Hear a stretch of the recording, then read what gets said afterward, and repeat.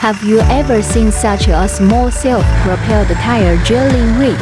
It is a water and gas dual-purpose drilling rig produced by China Shiting Machinery Factory. Let's see how it works.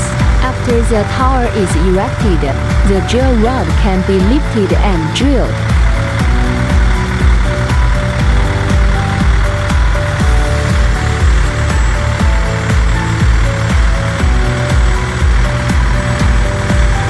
Look at the power and the rotation speed.